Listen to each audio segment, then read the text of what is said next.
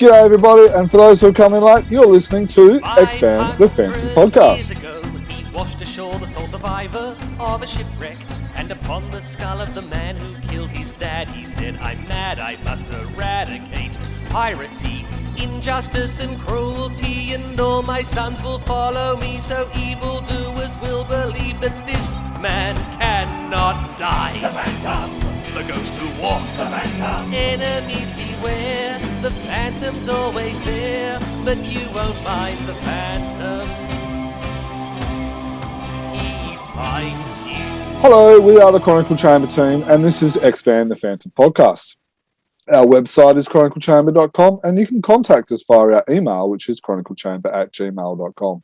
You can subscribe to us via YouTube, iTunes, Spotify, and all the various Android apps. This is episode 201. My name is Jermaine, and today I am joined by Dan. How are you, mate? Yeah, good, Jim. Really happy because it's the coming at the end of the weekend, and I'm about as relaxed as I get in the weekly cycle. So on a Sunday afternoon, but I can't help but notice, and people on YouTube will have already seen it, mate. Your walls are looking bare behind you. You used to be overflowing with stuff. What's going on? Yeah, I had 2 weeks off, so I did all my adulting. So, like, I got my second COVID jab, went to the dentist. And stuff like that, and then I decided, instead of painting the house, which I was originally took the time off to do, I decided to rearrange my Phantom room. And 2 weeks later, after that, it's still not done. I've got about 20 piles of comics and stuff all around me. I'm going to get some more lateral filing cabinets, and as we'll find out with today's podcast, I have a bit of a love affair with comics from around the world, and I had run out of space to store them. So that's the reason behind the reorganisation. Well, fair enough. And I think it's as good a reason as any to subscribe to our YouTube channel, to just every time we put up a podcast, just to see the progression behind you and the development of the Phantom room, the Skull Cave that you've got there. Yeah. I've had a couple of people comment on the sketch covers over here to the right of me, or the left as you look. So a lot of people kind of comment, that I can see when the latest one has been added on as well. So, yeah, but Dan, I'm looking forward to today, mate. This will be a good podcast, I reckon. Yeah, mate, it absolutely is. I'm really looking forward to talking to Andreas. People know this from the title because, anytime we've spoken to Dudley and Frew or Dan Herman and what's going on in Hermes Press, Mikkel in the past for Fantomen, it's fantastic to get an insight into what publishers are doing with the product. Yes, and we are going to be grilling Andreas a little bit as well, so I'm looking forward to it. But without further dribble or nonsense from us, let's introduce Andreas and let's get stuck into it. How are you going, Andreas? Thank you for joining us. Hey there, thank you for inviting me, and looking forward to this talk also. That's good. I'm glad. Let's see if you still agree to that and say that at the end of the talk. And we'll try not to keep you over 2 hours as well. So, Andreas, you are the editor for Fantomen. You've taken over the role from Mikkel Sol, who retired in early 2021, I believe it was, at the start of this year. So you've been doing it for almost a year. Now, before we go and discuss a little bit about the role and what's happening in Fantomen for 2022 and all that, for those who have come in late, could you please tell us a little bit about yourself?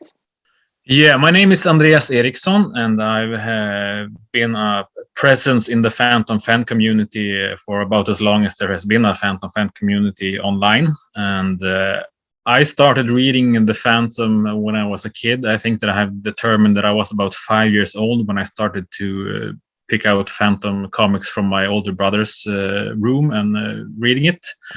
I was actually not a huge fan of the Phantom himself at the beginning, because, as you know, the Swedish magazine publishes a lot of various comics in every issue. And at first I started to read all the issues that had Mandrake and all the issues that had Flash Gordon and all the other stuff that looked fun.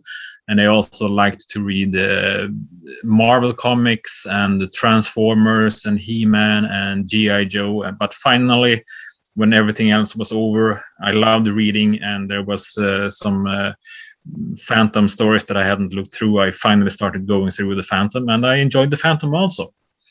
And then I became a more and more dedicated fan, partially because a lot of the titles that I mentioned, they disappeared. They stopped publishing a lot of the stuff that I liked as a kid, as they went out of fashion. But the Phantom has always been in fashion here in Sweden.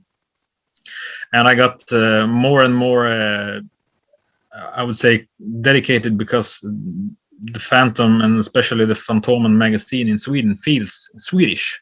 So there's a big difference in how you feel when you read it compared to when you read Marvel comics and other things that are clearly translated from foreign publishers, compared to the Fantomen magazine, which is edited and created for Swedish readers.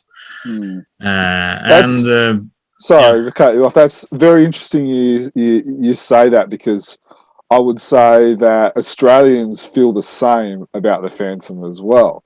Is that the Phantom is our hero as well, and he's Australian. And then you've got someone, the other end of the world, other end of the hemisphere, opposite in a lot of ways. We were talking about fuel prices before. We were talking about, that you got snow and we've got sun, but we all see the Phantom as our hero, our country's hero. So it's just fascinating. You saying that. And a lot of that is thanks to the editing part, because it doesn't really matter if we are reprinting a story from the United States or producing a story of our own. The thing that makes it feel Swedish is the package with the cover and the editorial, and how we communicate with the readers, and how we put it together with in Sweden we have other comics, as I said, in the magazine, so how we do that mix and all that. So it isn't really about the producing of new stories here in Sweden, although that is a big part of the appeal for me, of course, when I was growing up and realized that here are stories being created by sometimes by Swedish writers and artists, but that's not even the main thing. But they were commissioned by Swedish editors that sort of guided the storylines into something that would appeal to the Swedish readers. So I got more and more dedicated, and through all that, I basically got in touch with the editorial staff of Fantomen. So I started communicating, at first by sending a lot of letters, fan mail, and asking very tough questions like, why does these two stories contradict each other, and why did you do like this and like that? And eventually they started contacting me like, we have a question here from a reader and we don't know the answer. Do you know the answer? Or as time progressed, I would get sometimes an email or a phone call from Ulf Granberg asking, we are doing a story about an ancestor. Does this conflict with anything we have done before? Like when they were already only at the plot stage or something like that. What age were you? What's happening, Andreas? Sorry to jump in. But I got in touch with the more directly with the editorial staff when I was like in my teens. When I was 12 years old, I participated in a TV show where you could basically, it was a quiz show, but you could choose your own topic. So I chose my topic to be the Phantom, and I got a lot of questions. And after that, I met the editor at the time, Björn Irstedt was his name, and he was the one who had written the Phantom questions.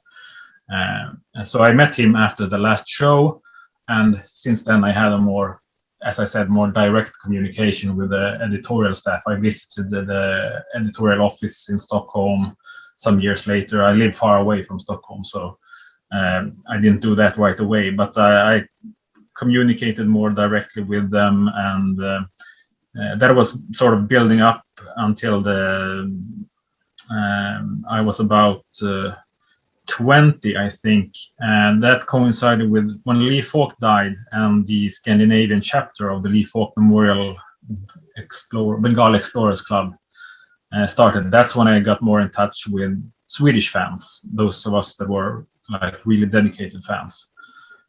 So I met a lot of them when Cy Barry was in Sweden in 2001. So I met Cy Barry and Ulf Granberg and other fans that I had only had internet connections with previously. So it's kind of escalated from through all my teens and up to being in my 20s. That's when I started to get. I was sometimes writing editorial material to fill out the magazine, or I was getting questions from the editorial staff if I could help out with, making sure that a story was in context with other stories and stuff like that. So that was going on, since I was in my early 20s. Like I was some sort of, I was available as a kind of freelancer for filling out with articles and stuff, and just helping out when I could. Wow. That's unreal, and some simple maths puts you in your early 40s now, I think. Yeah, I'm exactly 40 years old now, so that's there you go. 20 years of being some sort of not part of the eventually I became more of officially a part of the editorial staff, but for a lot of years I was just a very super dedicated fan, basically. So Andreas, so you and I have known each other, I think it was since 2000 with the old Phantom Forum and stuff like that. So we've known each other for 21 years. I remember, I don't know, I'm not sure if you remember this, but the first interaction we actually had ended up with me getting an official warning from Garan on the Deep Woods forum for stop picking fights with you. I'm not sure. I don't remember that. I don't remember the topic. It absolutely sounds true to me. Don't dispute him on it. It's probably true. But yeah, so it's been 21 years since we've first been interacting with each other and stuff like that on the various fan forums, and we've both done stuff for Chronicle Chamber and stuff like that. There's been a lot of discussion, so I'm really looking forward to it. But one thing I do have to ask before we do move on is: are you a Falkist or a modernist? That's an interesting question, because growing up reading the Phantom in Sweden, like I did, that question never even occurred to me. And I have to say that is because I don't think that I have ever met a Falkist in Sweden. Because the way the magazine, and that's not because the magazine itself presents all the stories like a unit. It's not separated that here are the stories from Lee Falk and here are the stories that we make in Sweden. It's all presented like a unit. Though even though you can look at them and see that there is a difference in storytelling, because the American stories were newspaper strips and all that, but they were edited to look as much as possible as a comic story. And it's only when you start to do like me and read the editorial pages very closely and start asking questions that you sort of realize that there's a difference. But when I started reading the Phantom, I never paid attention to whose name was in the credit box. I just read the stories. I enjoyed them. They were one and the same to me. Can I jump in there, Andreas? So do you mean that they were edited, the daily and the newspaper stories, did they have big splash pages and various changes to the artwork? Because as an ignoramus, I know Jermaine collects a lot of Fantomen comics, but I have not ever seen one in the flesh, I don't think. So do you mean that they actually changed the panel size and all that of the artwork to more replicate what was going on in the other ones? Yeah, they have splash pages. They fill out, instead of printing, if you do 4 strips on a page, they don't fill out as much space as a comic page, but they would edit them so that they would fill out the page more and look more like a regular story. So even the Cy Barry stories, even though that's when I started to realize that there's a difference, because Cy Barry, he would always draw in small panels. and not draw the big splashes and all that. And that's of course because he worked with daily strips and Sunday strips that have a limited layout, whereas Hans Lindahl and Kari Leppänen could do whatever they wanted. And also the difference with Lee Falk writing sort of simpler stories, because he has to keep the audience reading from day to day, whereas the other writers for the Swedish version, that they could basically do as complicated and as long stories and multi-part stories as they would like. So if anything, when I started to notice the difference, I didn't like Lee Falk's stories as much as the Team Fantomen stories. But as I came quite early on to be like involved in the international, in the fan community, I was 13 when I was 12 when I started to trade Phantom comics with an American collector. He had posted an ad in the Fantomen magazine and was like, if anyone in Sweden wants to trade comics. So I was 12, 13 when I started to receive Fru comics, and I had the Gold Key and the DC and everything. So already at that age, I started to realize that the Phantom is unlike Spider-Man, which is the same in every country. You have differences everywhere. So but I think that most people reading it in Sweden, they don't think about it like folkist and modernist, if you call it like that, because it's not a question that we ask each other in the fan community. It's not something that you think about when you read the Phantom. The only two major sides in the discussion among Swedish fans that I have noticed is if you like the Phantom in black and white or color. That's like throwing a bone to the dogs. You will start a fight if you have like two people from opposing sides. They will just get in a huge argument about color or black and white. So but where do you sit on that? Excuse me? Where do you sit on the color and black and white? The reason I didn't read the Phantom as much when the Phantom was like my last resort was because it was in black and white. I didn't like that. And when the Phantom magazine turned to color when I was 10 years old, that's when I started to buy every issue. And today, I think that most of the time, black and white looks better than color. So my opinions have changed over the years. Mm-hmm.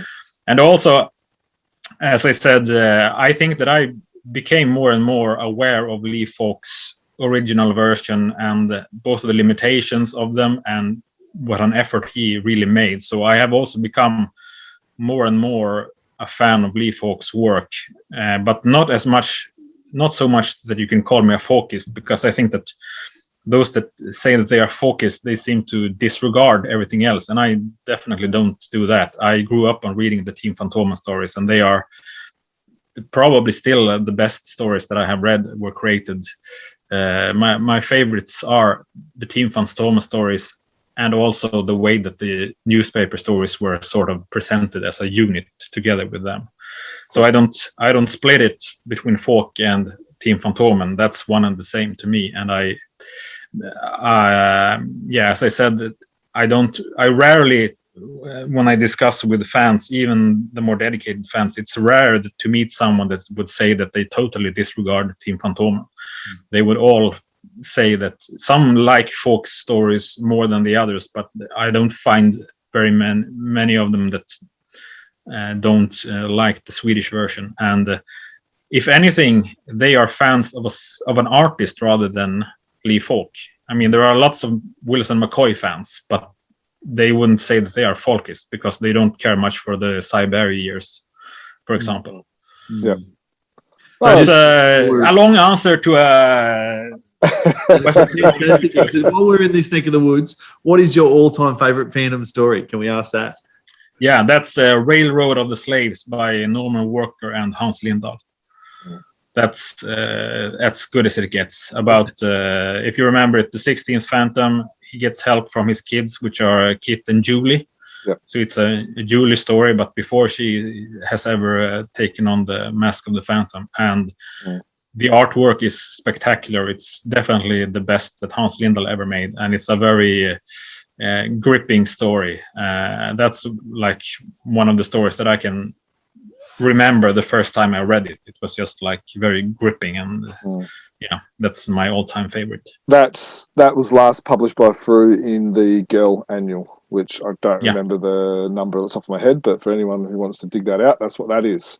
We know you're a creator and you've created stories, but we're not going to focus on that side of things today. That's going to be another podcast. Can I just ask how many stories you've written, Andreas? I've written 2 stories for Egmont, 1 short story for Lightning Strikes in Ireland, and I think that I have written 4 or 5 scripts for Fru, but none of them have been published yet. So that's still yet to come. Okay. All right. Sorry, I just wanted to. We are going to come back and have a creator podcast with you. I just wanted to. So we'll take that hat off and we'll put on your editorial hat. Once some of those ones have come out and through, I reckon that'll be. Yes. You took over for a short period of time. I think it was 6 months or 12 months when he was on maternity leave, and then you got an offer to take over the role late last year, early this year. Is that correct?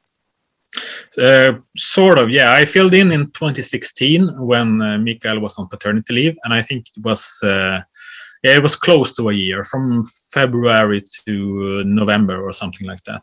Yeah. But he had already planned the whole year, so I was just making sure that everyone was doing their job and meeting the deadlines. Everything was planned out, and he had commissioned every new story and all that, so it was already up and running.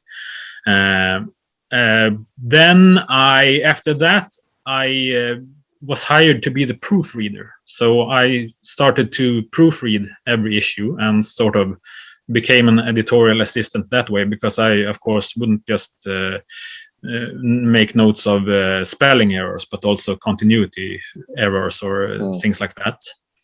And then Mikael Sol he was burned out, so he had to leave, and that was more suddenly, and of course because it was a health issue. And then they called me back in because I was probably the person that was most aware of the editorial work for Fantomen. Of course, Egmont has a huge staff. They publish lots of magazines, not just comics.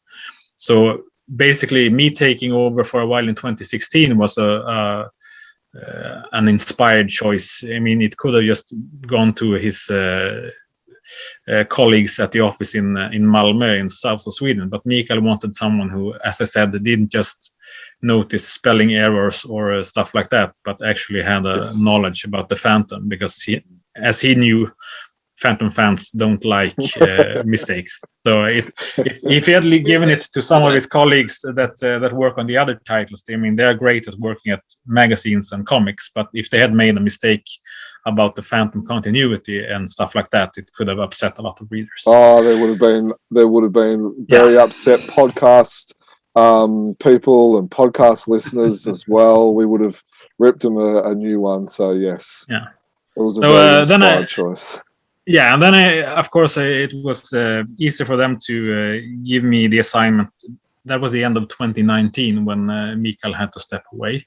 And that was very brief, only for 4 issues. But it was in a very interesting time because it was at the end of 2019. So we were supposed to have... Mikael was supposed to finish the schedule for the upcoming year, 2020.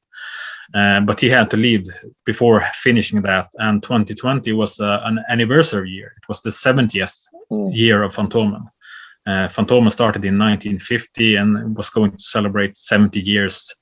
So it was a bit more of a challenge to come in and don't have a plan that was ready for every issue, but actually plan a few issues from scratch and using, well, of course, there were stories in progress and stuff like that, but it was a different way of working than when I worked for almost a year as his replacement. And then, as you say, in the end of last year, Mikael announced that he was leaving for another job. And I don't think a lot of people asked me back then if I was going to be the replacement, because I had been his temporary replacement a couple of times. But I was sure myself that they would hire someone that worked at the main office or that could work at the main office in Malmö. and it was not an option for me to move across the country just for working with the Phantom. I So can just- vouch. but I can. Sorry, I was just going to say, Dan, before I can vouch for that because you and I did have that conversation about how you Yeah. would move for the job. Sorry, Dan. I wouldn't move for the And job, just- and I was sure that they wouldn't Yeah. give it to someone who didn't work at the office. But And just yeah. for perspective, Andreas, you said it before we started recording that you're in the north of Sweden and the office is in the south of Sweden. What sort of commute would that be, or how far? Well, I would have to be like a weekly commute. It's so it's kilometers not away possible. from? yeah, it's 1,400 kilometers away. So Yeah. when I have gone to Malmö, for example, I went there when I was filling in for Mikael in 2016. For me, it's a double airplane trip. I have to change planes. Wow. There's no direct flight from where I live. Train would take 15 hours, stuff like that. So But it's not. Is it pandemic related that we've had that leap forward that you can now work from home? Is that? I think that it could have played in. It's a combination of that and that they wanted someone that quickly knew all the ins and outs of the production and the Phantom, so that you don't have to hire someone that is new both when it comes to working with comics and knowing all that stuff about the Phantom that the fans sort of require from you. To be fair, it sounds like listening to your history of like from 12 till 40. Could you have a more perfect apprenticeship for the editor No. of the family? It was it was perfect. And also in addition to this, I have to say, of course, that I work in related things, so it's not like I'm just a super fan that enjoys reading the comics, but I also work. My regular job is sort of in publishing, but it's the kind of books that no one reads. It's instruction manuals. So I work with writing and publishing and handling basically similar things, even in my regular day job. And then I started to add more and more comics-related freelance work, and eventually it led up to this. Well, see, that's a familiar path for fandom creators. I think Wilson McCoy, lots of fandom artists have been graphic design and advertising before they've got to the stuff that they really wanted to do. Yeah. Now, the role's slightly different from what I understand. Could you explain the difference for us? So I am not employed by Egmont. That's the main difference. I'm a freelancer, so I am not working directly for Egmont the same way Mikael did. He was an employee of Egmont, so he worked at their main office in Malmö. He was an employee, and he didn't just work on the Phantom. He worked on several of their titles. And he didn't just have the editorial part of the job, but also the sort of project management part, which means that you take care of the economy and all the business stuff, besides actually just putting together a comic magazine or a book and getting it ready for print, which is the difference. Like an editor, basically what an editor does is to make sure that you sort of have something that is ready to send to print. And in this case, since I'm not an employee of Egmont, I don't get to look at all the financial stuff, and I don't. It's not up to me to, for example, hire creators to make new stories or covers. All that has to go through a person who is hired, working directly for Egmont, an employee of them. And of course, I don't work on other titles. I have actually one more title that I work on for Egmont, which is also a freelance job. But that means that my job, instead of being Phantom and other comics and just filling out everything with comics, I work part-time with comics, and then the rest of the time I work at that same job that I mentioned before. So it's not full-time comics for me, and it's not all the things that Mikael did. But for me, it's quite a relief to not have to deal with the stuff that's, business and economy related, because I do that basically with everything else that I do. I have the responsibility of the stuff that I publish myself, and other things that I'm involved in. I much more responsibilities about everything. So the Phantom job is actually pretty good from my view, that I just get to work on the stuff that I think is fun, which is to put a comic book together and seeing it get printed. And so do you like read the story and go, oh, hang on, I should be like, like just go and slip into fanboy mode instead of editorial mode? Yeah, I think it's possible that I do that, but I have been, behind the scenes for decades now. So it's not, I do remember it was a big step for me when I started to get information before it was out in print. But that was like 10, 15 years ago when Ulf Granberg started to, ask me beforehand about some stories and that I could assist with, or when I started to write editorial pieces on assignment. It could be like, now we have a story about the female members of the Jungle Patrol. Can you write an editorial piece about the Jungle Patrol? So I was starting to get previews of what's coming up. And I also remember specifically asking, can I look at some scripts? Because I was interested in seeing how a story was created from beginning to end. So Ulf Granberg sent me some scripts, and that was probably 15 years ago. So I have already Sorry, was that about when you were starting to think about writing comic adventures yourself? Yeah, definitely. I started to I had ideas, and I started to write some of it down, but I needed to see how is a script formatted and stuff like that. Yeah. So I'm at the moment I'm both a fanboy that gets pleasantly surprised with every new story, but I also try to keep the editorial focus on it and make sure that it's as good as possible. What can I do to make this even better? And as an editor, you can do stuff like not only working with the story itself, but how you present it with editorial information before and after, and what other kinds of stories that you present in the same issue, or if you reprint a story that is related, sort of to bring the readers up to speed before the new story that is upcoming months ahead. So that's stuff that I can do. The one that hires writers and artists to do new stories for Egmont, that goes through the project manager of the magazine. And that's a difference, because Mikael was both editor and project manager. Yeah. And I am just the editor, meaning that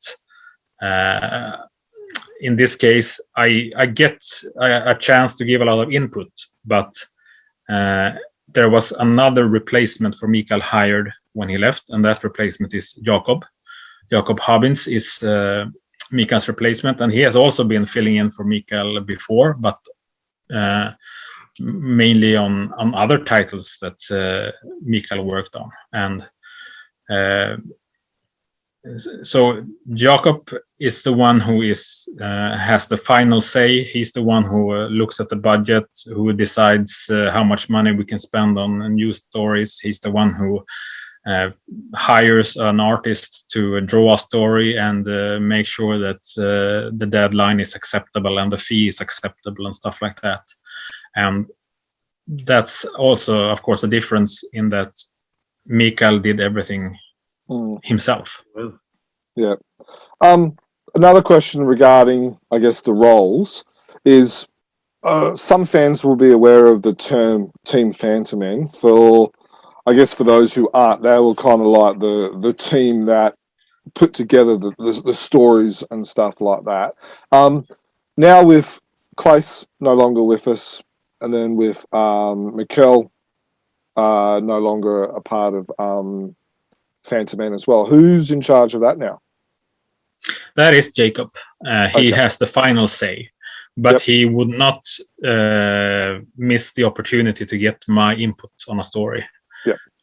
So that's but since he is the one who is employed by Egmont and I'm just a simple freelancer who has no obligations, I get the frankly very good position of giving my opinions but not taking responsibility for the final decisions. So if there is a storyline that fans don't like, you gave your opinion, but at the end of the day, I don't think that we're gonna come to a situation where I totally disown a story that has been produced by Team Fantomen during my time as editor, but there is that is the difference between me and Mikael, so that I can't stop or decide who will be the artist or writer for upcoming stories. That's out of my pay grade. A good bit of plausible deniability is always handy, Andreas. Yeah. So while we're on the subject of disowning certain stories, where do you stand in the Sandal Singh and Nadir and the Phantoms storyline? Where do you stand in that? We know Dan's opinion and we know my opinion, but where do you stand in it? I think that Sandal Singh and that storyline has done exactly what it was intended to do, which is to create an enemy and a situation where we don't know how the Phantom will get out of it, and how, even if it sort of gets resolved, how much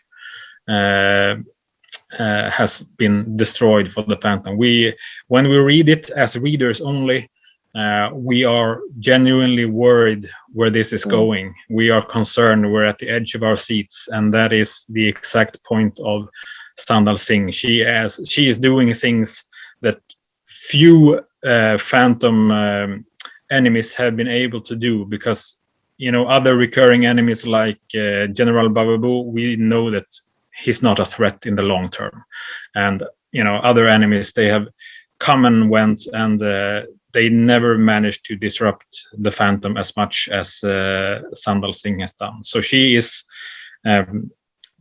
by far the most interesting character that we have currently, and I would say since Lubanga, the most interesting plot lines that we have had, of course.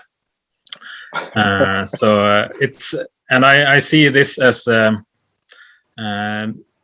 it's, as I said, the whole point of Sandal Singh and the storyline is to basically shake the Phantom and make him feel that, or make us readers feel that the Phantom is in big trouble here. And as I said, that's something that few enemies of the Phantom have been able to do. But with that said, the storyline is ongoing, and I compare this to when the Lubanga storyline began. I think if you look back at that time, I was becoming a more dedicated fan myself. I was 13 years old, and here comes Lubanga, who takes over the presidency of Bengali, and everything is changing. I was concerned when I started to read those stories. I felt that this could, what will happen? Will this be the end of the Phantom? And a lot of fans in Sweden reacted the same way, that they didn't like how Lubanga was so powerful, that he also disrupted the Phantom's life in many ways, and he posed a real threat. And since that storyline was published in every issue for that period of time, basically a lot of feedback from the readers was that this was too much, basically. So after a couple of years, they got rid of Lubanga. He died, presumably. And that was the end of the Lubanga storyline. And when it was over, I think that me and many others felt that this was the best thing that we have ever read. But when we were in the middle of it, it was so challenging and upsetting that we couldn't really enjoy it. But looking back at it, that storyline and Lubanga as a character was definitely a high point in the Team Fantomen storylines. That's a really interesting point you make there, Andreas, about it being disturbing and upsetting in the moment. And for lots of us, I say us because I'm one of them. I can see you squirming as he was talking about Sandal. Yeah, but I also when I talk to older fans about the Phantom, a lot of them say that the story was ruined when the Phantom married Diana. And it was like when I started to read the Phantom, they had already been married for a while. They already had kids, and I started to read it at that moment. So for me, there was never a question of was the Phantom better or worse when they were not married, because that was already history and couldn't be changed, so to speak. So I think that as much as people dislike Sandal Singh as a character, they dislike her because she was intended to be like a despicable enemy and do things that no one else had done that seriously upsets the Phantom's status quo. Okay, So question, you can say no comments. Do you know if Nadir is the Phantom's son? I don't know more than has so been that published. Story, okay, so that story hasn't been created yet. The last I have seen of this storyline is what has been published in Fantomen in Sweden. So what is on paper in Sweden is what I know, and there is no revelation so far. Okay.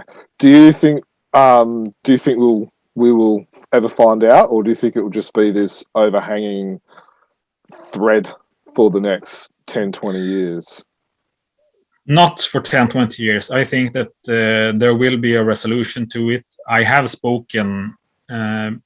This was early in the process when I was taking over. I was speaking with Mikael and Jacob about this because, as you know, Claes Reimerthi, who's created all this, he retired at the beginning of this year. Yeah. And that is, that means that he left it up to others to continue this storyline. I'm not going to... Isn't that one of the ultimate hand grenades to throw back in as you walk out the door? I'm retiring, and here you go. Here's Sandal Singh. Yeah. Now I'm gonna leave it up to others to say how much was plotted out by Claes before, but I can say that we have not seen his last stories on the subject. But I don't. As the way I see it, there is no answer to this question until something is printed on paper, and there is nothing that has been printed on paper yet that is a definitive answer. Okay, one more question, and then I'll let Dan ask a question if I haven't answered what he wants to know. As a fanboy, not as an editor, as a fanboy, and again, you can say no comment if you want. What would you like to see? Would you like to see that Nadir is not the Phantoms, or are you open to the idea of Nadir being the Phantom's son? I think that I'm open to most results in that question, but it's it's easier to say no comment than to have a clear answer. I think that's something that, from day to day, I can have different ideas on what would happen if we find out this or find out that. Cool. Before we close the book, you got any questions you want to ask on Nadir and Sandal? Congratulate you, Andreas, on the way that you say no comment, because your last two answers have been fantastic, but have also, you could summarize it down to no comment. So, no, I really appreciate where you're coming from, and you've actually given me some pause for thought, like in terms of actually disrupting the Phantom line, other than getting, one of the many iterations of the Phantom getting stabbed by a pirate in the back before he had kids. Like at the 21st Phantom, what's actually going to stop the Phantom line? You're absolutely right in terms of of Sandal being a disruptor to who actually is a genuine threat to the whole idea of the Phantom, not just this one, but the whole forevermore. So no, but I love the way you say no comment. Dan, Dan, have you got any further questions before we kind of change tack a little bit and discuss Fantomen? Oh, the less we talk about Nadir, 2020. better. So let's move on. Okay, so one of the other, apart from introducing all the listeners to the new editor for Fantomen, is we wanted to pick your brain as much as we can about what we can look forward to Fantomen 2022. With what happens in the Fantomen magazine also tends to happen in the free comic, and also It's got a big influence on the fandom universe. I think Yeah. is what the Jim's saying. yeah, in a roundabout, stuffed up type of way, exactly. So I guess we want to kind of like ask you some questions, like what can we expect in Fantomen 2022? So we're going to ask some questions, and I'm sure there's going to be some no comments again. Oh, I'm looking forward to it now after the So 2022, are we going to be getting the same amount of issues as we have in the last couple of years? Yeah, this is the time of year when the publishing schedule and the budgets are being done. And as I said, I have the excellent position of just being handed everything from Jacob, who has been fighting with the economists about what we want to do and what we can do for next year. But there will be the same amount of issues and the same proportions of single issues and double issues. As you perhaps know, some issues in Sweden are twice the size. So we will be doing 19 issues next year, and 7 of them will be double issues that are 100 pages. So that's the same as quite far back. Been about a decade now, about 10 years, I think now. Yeah, something like that. Yeah. No worries. And so I'm assuming we will get the softcover album and the Christmas album again? Yes, they have also been... the Christmas album is the longest tradition that has been going on since 1944. So that is... there will be another Christmas album next year, and there will be a new album in the softcover series. And we have already planned the contents of these albums. So we are that far ahead. They are released at the end of next year, but we already have planned which stories to publish and stuff like that. Any chance of a hint of what the themes may be? No, no chance of that. We're gonna ask. Yeah, but now we have barely published the Christmas album and softcover album for this year. So I think that the Christmas album isn't even out yet. It comes out in November. So people barely know what will be in the Christmas album this year.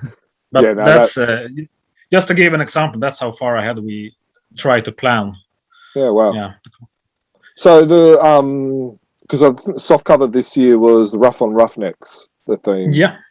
Yep, and then we've had the Nor and the Pirates and some other themes as well before. I think there was also the wedding theme as well. Okay, do you have anything else planned for 2022? Yeah, there will be something more in addition to this. A new book, a new type of book, I could say. So it's not part of any series of books that we already have going. So that will be a new and interesting thing to try out, like a new format of Phantom book. And I think that it will actually be published. Well, I don't want to promise too much, but let's say during the first half of 2022, at least. Oh, wow. So it's not intended for the end of the year, but the first half of the year. And this is something I'm looking forward to, of course, because my feeling has always been that we have too few options of publishing the Phantom because the readership is quite diverse. And the more types of publications that we have, the better. We can sort of tailor some publications to a different type of audience. So it's been interesting to watch what Fru has been doing, who had only one title basically to begin with, and then spread out and try new things. That's exactly the question I was about to ask. Like, is this And I've got to ask, and again, you can say no comment, but is this a Kid Phantom type branch out where it's a whole different tack, or are we talking giant size? I guess that's the no, it's a book. It's not a magazine, so it's more in the. I think it's like a trade paperback. More in that vein, yeah. Yeah. So would that be able to be sold more in like bookstores and stuff like that? Which I'm assuming is like another area you want to be able to get the Phantom in, similar as what Frew are trying to do as well. So it's a different format in both size and the practical side of it, but also presumably distribution, because the books that we have talked about, the Christmas album and the softcover books, they have different types of distribution channels, and of course the magazine itself has a separate type of distribution. So this is one more branch on the tree, so to speak. Oh wow! So was this one of your ideas when you came in that you wanted to explore, or was this a follow-on from Mikkel? No, it was. I think that I have supplied ideas for like decades, back to when Ulf Granberg was still editor. I had ideas for books and new magazines and everything. And sometimes he thought that an idea was good enough, so he would discuss it with the economy departments and all that, and nothing really happened. The closest thing was the book that you mentioned, the softcover book with the noir theme. But my original idea, which I supplied more than 10 years ago to Ulf Granberg, was a magazine, which was going to be called Fantomen Noir, which would be released, regularly. But the closest we could get was to make one book with the title Noir and select stories of that theme, so to speak. So this book that is coming out now, I would say that Jacob is the responsible person to do it, but we have all, me and Mikael and Ulf Granberg, everyone who has been involved has had ideas on how to expand the Phantom line, so to speak. And I think, of course, the big difference between Frew and Egmont is that Frew is only Phantom and Egmont is so much more than the Phantom, that you don't, you have so much to compete with. I mean, in the end, you can't flood the market with Phantom books, because in the end you have to you start to compete with your own products, other comics. You sort of take off shelf space, or just staff's time working on the books. You can't just focus it on the Phantom. Egmont has to divide it among dozens of titles and make everyone work. That's a big difference. So the book that is upcoming, it's Jacob is the one who is finally figured out how to put out another type of book, but it's similar to ideas that I have had, and probably Mikael and Ulf Granberg have had also. But it's his thanks to him that it finally got through the economic budget approvals, which basically we can all have ideas on what we would like to see in a book or a magazine as fans. But Egmont has to make a profit. They can't do it just because it's a good book for the fans. It has to cover its costs and all that. And Jacob is the one that took this one to the finish line. Wow, this is pretty exciting. So is it going to be Falk newspaper stories, or are we looking at Egmont's 10 Fantomen stories, or? No comment on that, but I can say that even though it's published as a one-shot to begin with, it could open up, if that is successful, there is a possibility of sequels, just like the softcover series started the same way. They released one softcover book, and that sold well enough to do another one the next year and the next year, and now we have been doing it for 6 or 7 years. And so I have to push, Andreas, but is this a brand new storyline? It's not. No, I wouldn't say that it's a brand new storyline. No, but so are they reprint stories? It also depends on how you define new. Sorry. If new means that it's something that we have produced for Egmont, or is new something that hasn't been published anywhere else, that has, that's there are many definitions of new, and I won't say more about the contents or what could be in possible sequel books, but I think that once we announce it, you will. I think it will be. You will both see the appeal of this one book and the possibilities of what could come next. Oh, that sounds very promising. I appreciate you letting us know what you can. That's exciting news. Absolutely, me too. I just want to ask one more question along in this vein. Is it the sort of thing that you could see through picking up and maybe doing something with your publication in terms of an English language version? It's definitely something that could work down under as well. All right, thank you. That probably opens up more questions, Dan. But no, that was a good question. Now, Jim, you just need to schedule a Glenn Ford podcast or a Dudley Hogarth. Yeah, but no, thank you for telling us that, Andreas. Okay, so another question: are we going to see more of the 22nd Phantom Saga? Yes, there will be, and as I said, I don't know more than what is already printed, and that is because the stories that are upcoming they were already commissioned before I entered the editorial seat, so to speak. They were written by Claes, they were edited by Mikael, so and I have sort of not asked to see them before they are due to be published next year. I know that there are more stories coming up, but I have had my hands full with the current issues, and as curious as I am, they are already written, approved, mostly drawn, so I might as well just sit back and wait for the last pages to be inked and then read them complete and finished. That's very good restraint. I don't think I would be able to do that. I guarantee the German would not be able to restrain. I personally really enjoyed the series. What's your fanboys' opinion of the series?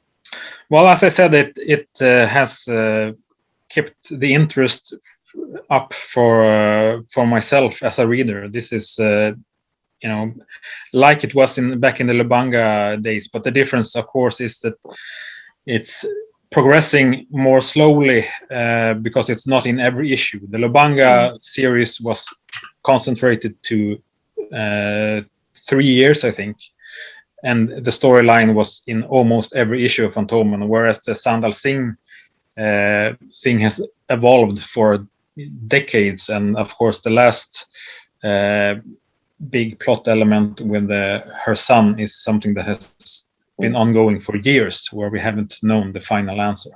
So I really enjoy them. As a fan, I would like to have seen them published more frequently. So we had, I don't know if I can say that there is a resolution, but just to get things moving faster. But this is where we are at. This is what is possible to do at the moment. There is, between 2 and 4 stories a year is what we have been having for the last few years. And there's also, for those who hate Sandal Singh, I think it's a relief that the other stories published in a year are not about her and they're not about her son. So that's, one way of avoiding what happened during the Lubanga time, when people started to demand that he get his punishment due, so to speak, because they couldn't enjoy the magazine at all, as long as he was involved. It's probably a good point. So let's just say, correct me if I'm wrong, the stories are going to be reprinted or going to be printed next year. They've been created by Claes Reimerthi. In that storyline, yes. Yes. Okay. So if it doesn't come to a resolution, because we don't know yet, because you haven't read them, we haven't read them, will you be looking to continue that storyline? And do you have any ideas on who could be the writer for it? Well, first of all, if you talk about resolution only, if you only focus on the question if Sandal Singh's son is also the Phantom's son, I don't think that necessarily is the end of the storyline. Yeah. No. So I'm talking that's about the 22nd Phantom Yeah, ongoing so stories. whatever we find out about her son, It potentially Yeah. ties that Yeah. that still leaves the door open to tell more stories about Kit and Heloise as adults and continue where we have been going on. So yes, there is definitely a possibility that the stories will continue beyond next year, regardless of what we find out in those stories. And of course, that means that someone else will write the stories. So do you have, because one of the things I really enjoy about the 22nd Phantom Saga, and we've discussed this on the podcast before, is the amount of Phantom lore. Like you've got Luaga, you've got you've got all that. It's not like it's a new timeline and everything's just blown out the window. There's a lot of reflections or a lot of tie-ins, Easter eggs, or whatever word you want to use, with what we understand of the 21st Phantom now. So for someone to be able to create those stories, they have to have a good grasp of who the Phantom is. So Yeah, because that's a challenge, because do you have someone in mind who will be able to do that? I think we have some options, and as you say, it will probably not be someone that writes their first Phantom story, picking up that thread. But also,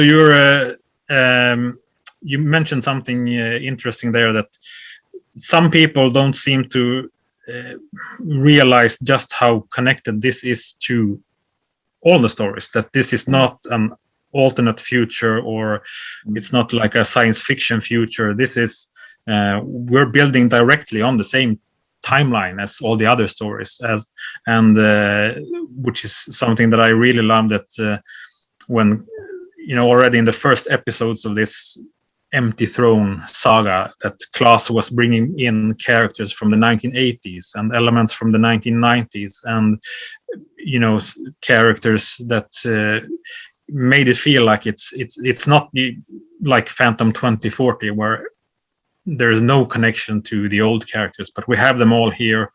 It's connected. It's one timeline, and if anything, as editor, this is where I will try to help as much as possible to keep the continuity. Yeah. To make sure that.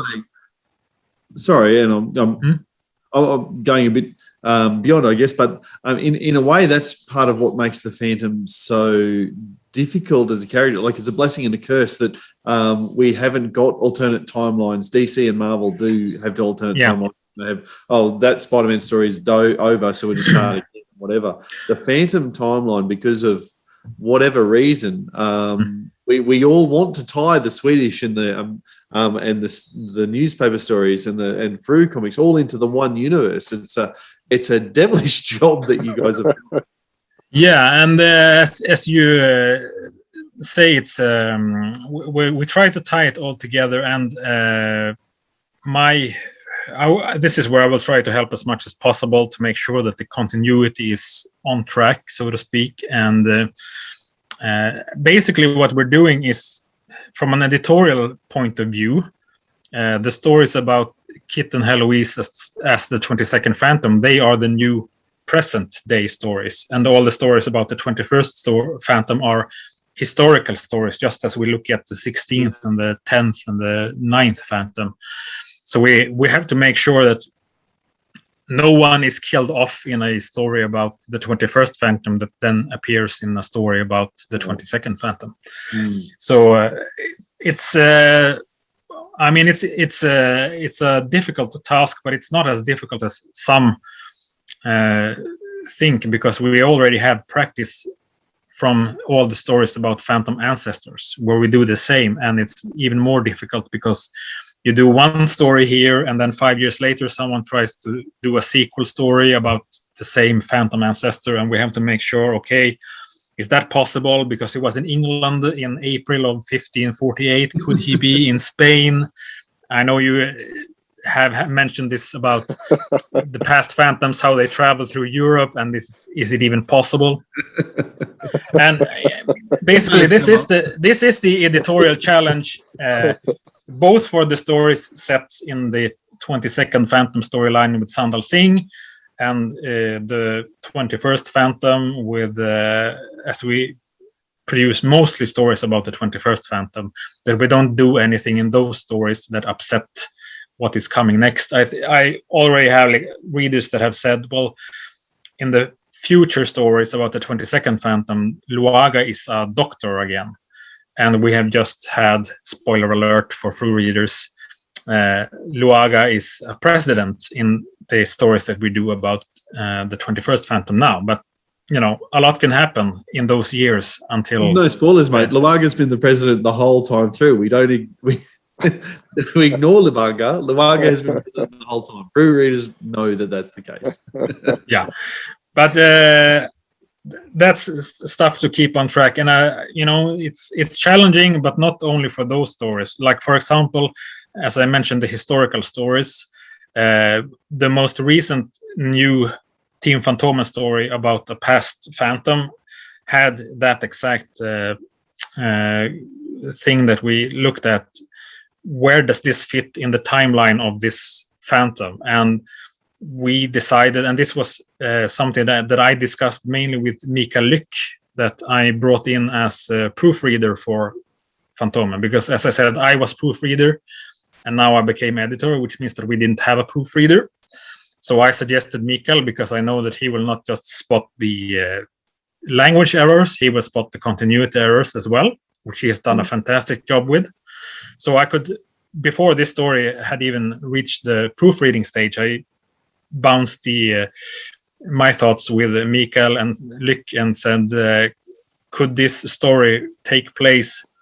The writer in the script had one idea, and I didn't feel that this would work really. So I had another idea, and I asked Mikael to think about it, and we placed this story basically during an already existing story. So instead of the Phantom doing a new trip to Europe, this story takes place during a trip that has already been mentioned in a past story.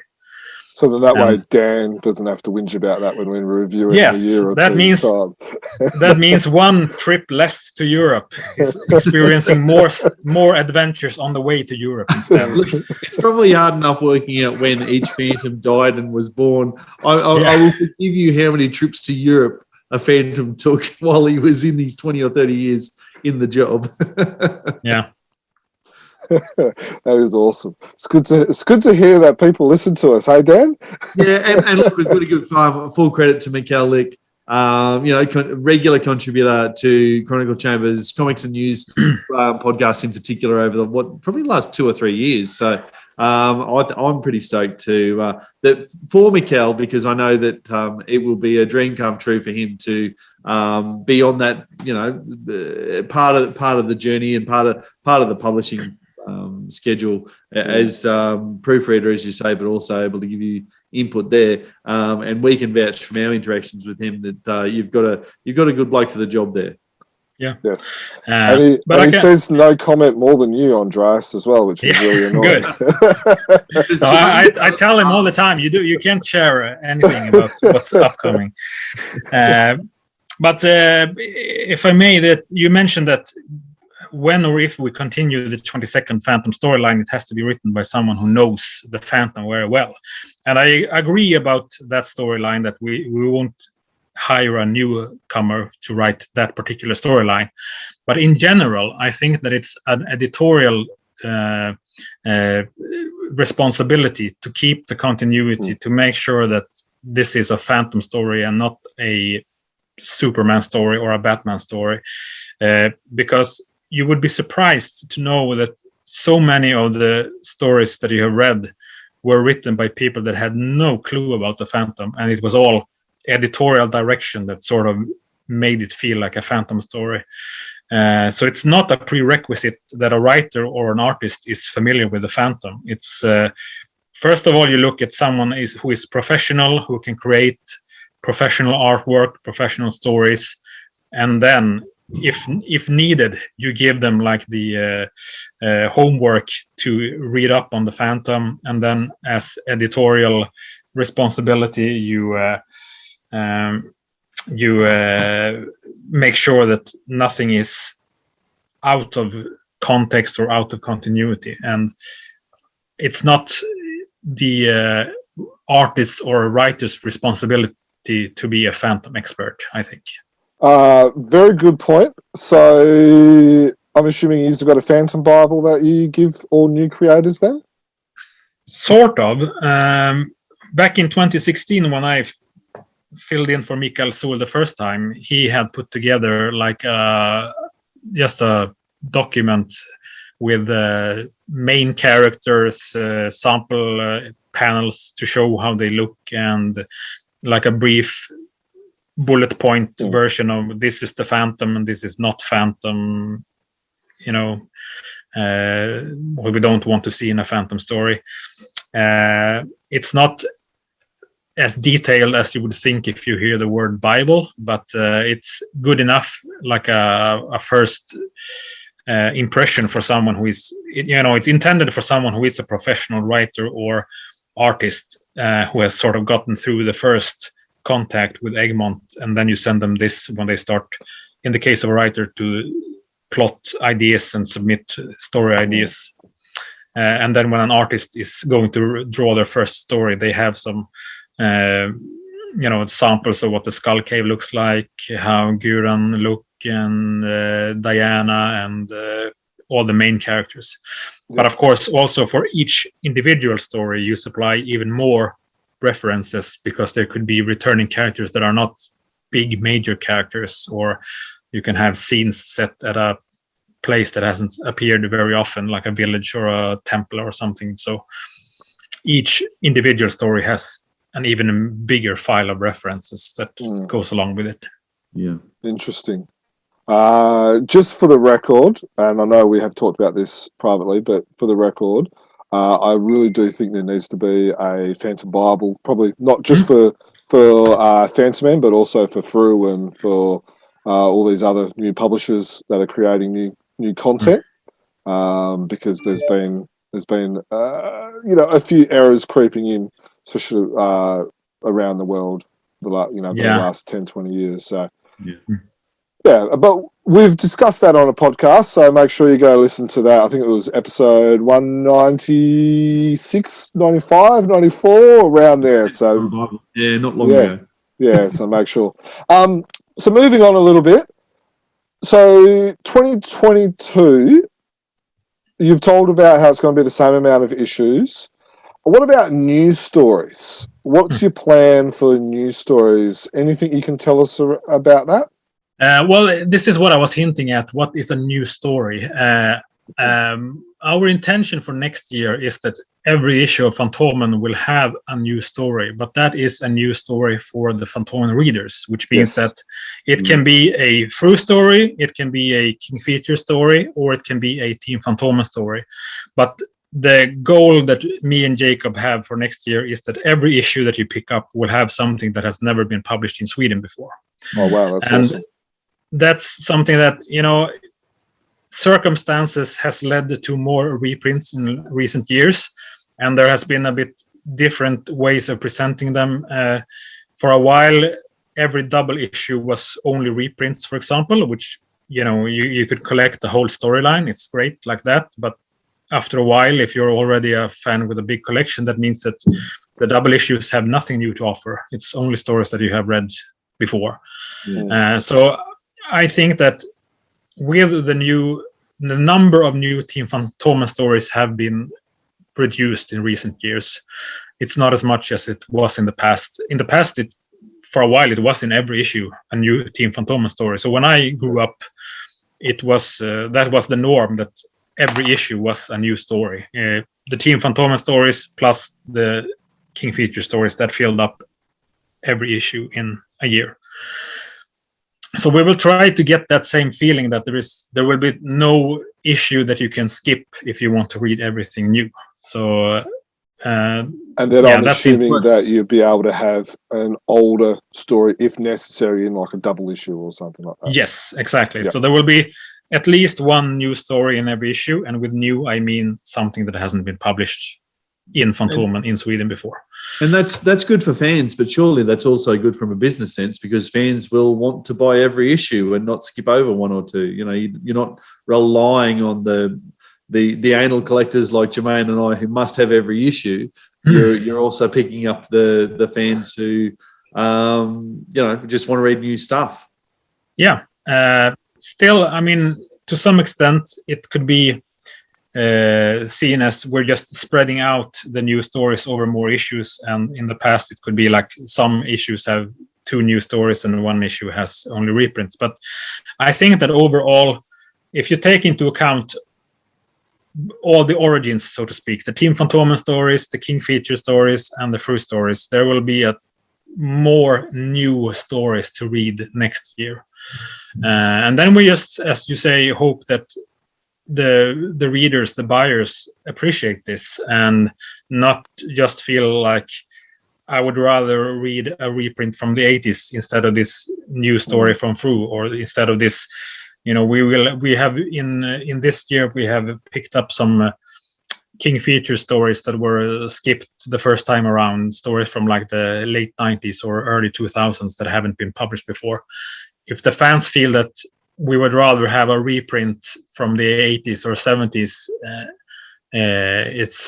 there's no point for us to make the effort of finding something new to read. But I think, as you said, Jermaine, we will, for the most part, combine so that there will be many issues where you have several stories and at least one is totally new to Swedish readers. Yeah, is that a philosophy that you've can only do now that Fru are producing so many new stories of their own? I don't know off the top of my head how many stories Egmont have published, but it wouldn't be many. But there's starting to be a catalogue there that you can choose from.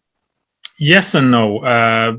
Yes, we are going to publish more Fru stories. We published more Fru stories this year than the year before, and there will be more next year than this year.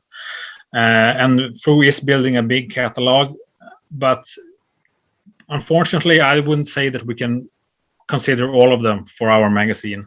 We still try to strive for that feeling of a unit, that we are presenting stories that could take place in the same continuity, that feel the same in storytelling and art style and all that. We're not editing the newspaper strips anymore, so they don't look like comic book stories, but that's about as far as we go. And there are some Fru stories that are just not compatible, I think, but there are more and more, and that is just an explanation to why we can do it this way. I mean, if Fru hadn't begun to increase their production this way, the only way we could have done new stories in every issue would be to bring in like Moonstone stories or DC stories. And as much as I like them, they are even more out of continuity. Like they would have to be presented like an alternate. And without necessarily going into and explicitly saying which story, it said, what is it about some Fru stories? What are you looking for in terms of stories that make the cut and some that don't? What is it about the Fru stories that you would not consider that make them not right for you? They have to feel like they are part of the continuity in the sense that they treat the characters the same way that we do, like, and not just the Phantom and the main characters, but there have been some stories where sort of backup characters have been used, and they sort of Fru has taken them in another direction than I think we would have done, which is their. I mean, they can do that just as much as Team Fantomen has taken newspaper strip characters and sort of created new storylines for them. But in the case of, there are some Team Fantomen characters that have been reused by Fru, and I don't think that every storyline in that case has gone in the same direction as we would have liked to take the characters. Are we talking about Miss Mist and her love affair with the Phantom? I will not see that story printed in Sweden ever. That is basically what I'm talking about. There are some characters, there are some storylines that doesn't work, and we come back to what you talked about, that there is a sort of a need for a Bible to be shared by all publishers, and I think that some of the things that a lot of publishers miss, and even through that have experience, that have published the Team Fantomen stories, to keep the Phantom mysterious, to not have him walking around in a Phantom costume, talking to people that have never met him and they don't react, and things like that. And I have given my input to Fru as well. I have the same position there as I had for Egmont for a long time, that I proofread the stories. So on those occasions that I was brought in to proofread the translated stories, because there were some times when the translation from Swedish to English had some interesting choices, and you're even more so, a native Swedish speaker, but speak English excellently. Yeah, and I mean the big issues that I had, and this was a few years ago, when like Phantom specific terms were mistranslated, because, for example, the deep woods aren't called the deep woods in Swedish; they're called the deep forest. And when you translate it back, and you don't know this, suddenly you have a Phantom story where the Phantom lives in the deep forest. Yeah, but that is not what it's called in English. So there were those kinds of mistakes, and some even more subtle, and some even more bigger mistakes than that example. But that's when I contacted Fru and said, I offer my services as a proofreader. I will do it for whatever you offer. Just don't let me see any mistakes like this again. And that was about the translations. But I also got to look at some of the Fru produced stories before they were published, and could give my input to Andreas? That was when they started Phantom's World, but in the Phantom magazine, not as a separate title, but they published a few Italian stories in the late 1700s, I think. Yeah, and then around that time there were some mistranslations, both from Swedish and even more from Italian. I think that Google Translate doesn't handle Italian to English as well as it does Swedish to English. And we haven't mentioned that, but I'm not fluent in Italian, but I publish some Italian comics with my own publishing company. So I have some experience in translating using Google Translate, or just proofreading someone else's. So I have started to figure out the differences between Italian and Swedish grammar, and so to speak. So that's when I started proofreading for Fru, and I still do that. And that means that sometimes I get to look at the Fru stories beforehand, but since they are mostly written by Australian writers, they don't perhaps see the need for someone to look for spelling errors. But when I do, I often catch some continuity error instead. So some of the things that I have seen have been sort of taken care of before print, but other things have sort of gone all the way to print.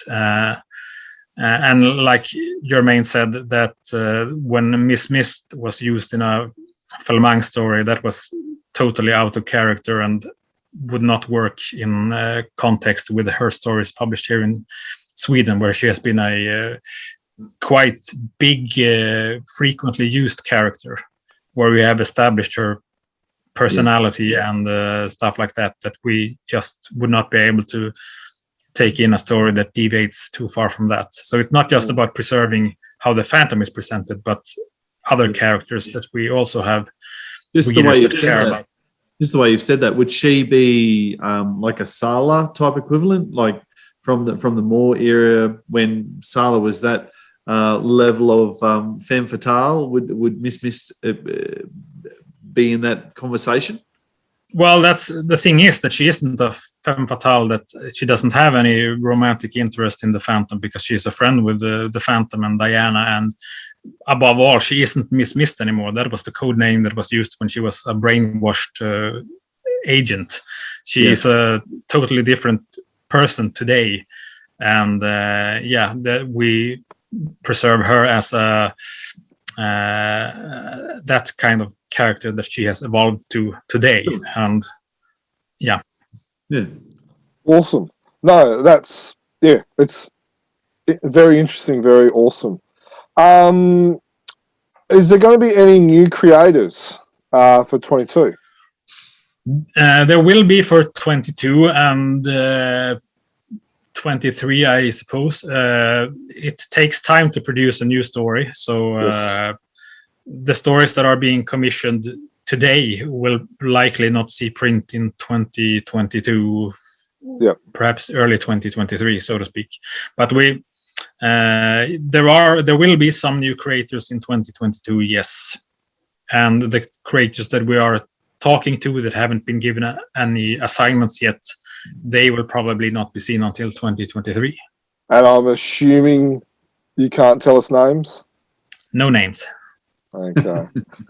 But there will be both new creators and returning creators, I would think. That was going to be my next question.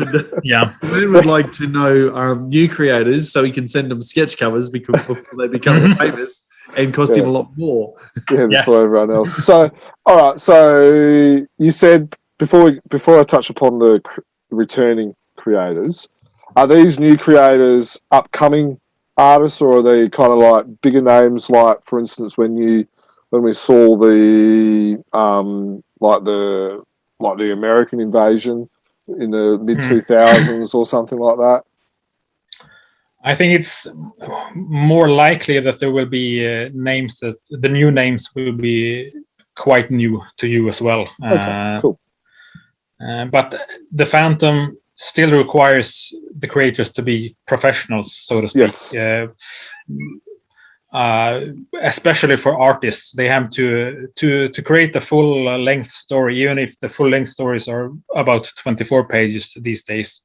It's quite a big task, and you have to keep a deadline, because when we commission stories for Egmont, they are intended for a specific issue. So you can't have someone, and this has happened, where an artist simply cannot deliver on time. Then they will most likely be taken off that story and a new artist brought in, because we can't wait for the story to be finished for next year instead, because then we don't have a new story for that issue that it was scheduled for. Yeah, that's interesting. And returning artists, I'm just going to name drop any nods. Hans Lindell, Alex Soviak, nothing. No, he's not giving me anything. No, I'm not going to give anything about that. Are they popular artists? The returning artists, are they popular ones that fans are going to be excited about? This is what the way that things have been in recent years, when the number of new Team Fantomen stories has been less, there has been less room for all the artists and writers that already have been on the team, so to speak. So that's basically when we talk about returning, it's not really that it's not always that I have taken a long break, but we simply can't find a new story for every writer and artist every year. Yes. So some will just have to wait 2 years or 3 years between stories because we can't offer more, and because they fill up their schedule with other things in the meantime. So it's that is the difference compared to how it was, I would say, 10 years or more ago, when the Phantom could be like the main job for so many creators. There were so many creators that did 4 or 5 stories in a year, and that was basically their full-time job. Today, most artists and writers will do 1 or 2 stories, and that means that since we don't make as many stories in a year, they would have to, if they want to do more Phantom stories, they knock on Fru store and perhaps do a story for Fru and stuff like that. But we can't offer every artist and writer a new story every year. No, well, that's awesome. Dan, anything to add? Or no. follow up? No. Awesome. Now, another thing that some fans, especially the Fantomen readers, might be noticing is there's a bit of a count-up happening in the Fantomen magazine at the moment. I believe at the time of recording, the 999th Team Fantomen created story will be out soon. An easy question. What issue is going to feature the 1000th Team Fantomen created story? That will be in the last issue of this year. So double issue 25-26, 2021. And sorry, just to, again, as an ignoramus, that is the 1000th story that Team Fantomen has created. So it's not issue. It's the 1000th new Team Fantomen story. That's a lot of story. Someone left it. That's a lot, and that's also excluding, for example, Heart of Darkness, which was published as a separate series with lots of shorter episodes. We're talking about 1000 stories with main stories with the Phantom that have been published since 1963. That's unreal. Yeah. I reckon a lot of fans have probably glossed over that or have not realized just how much of a big number that is. Actually, this is the kind of thing that I should have kept my eye on, because I'm a big fan of keeping track of things like this. As you know, the numbering for the Fantomen comic is restarted every year, so we don't print on the cover that this is issue number 1600 or something like that. But that is something that I have been, there was a suggestion by me that at least print it on the inside cover. So since some years back, we print on the inside cover the sequential number, so we know how far up we are. And what is that number at the moment? That number at the moment would be 1695. Right, so that's coming up. That's not very far behind through. No, we're coming up on 1700 next year. Yeah, wow. So that's also something to keep track of. But the number of stories was actually not something that I had kept track of. It was Jacob that reminded me of that. So that we would actually reach 1000 this year. So that's when we started to do that. As soon as I realized that, we started to do that countdown that for every new Team Fantomen story we published this year, we mentioned with a spot, this is story number 996, 97, 98. So we're building towards 1000. Yeah. No, that's something to be proud of. And I know you've only just joined the business formally and professionally and full part-time, but casual and volunteer for many years. But it's something to be proud of for everyone involved with Team Fantomen over the years since 1963 and obviously a little bit before that as well. Will you ever publish a black and white Fantomen comic again?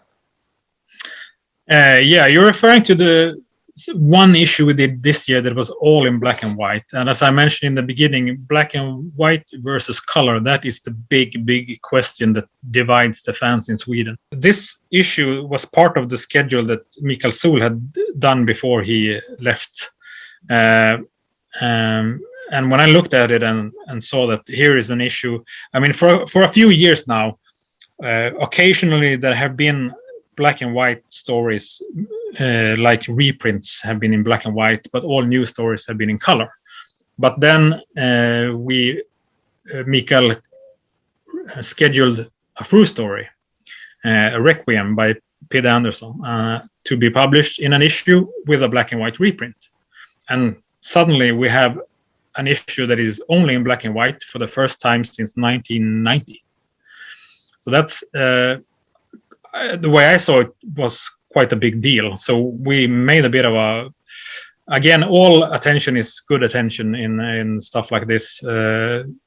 So we made a press release and we made some announcements beforehand and stuff like that, just to make people aware of this, because you wouldn't believe how many people that still contact us and say that I'm a huge Phantom fan, but I stopped reading when it became in color. Really? So of course we have to let everyone know that we do publish it in black and white occasionally. So they shouldn't give up on the Phantom. We will probably never go back to being black and white in every issue. But now we have black and white reprint stories now and then. I wouldn't say in every issue, but maybe every second, every third issue will be some story in black and white. I don't know if you will ever schedule a complete black and white issue again.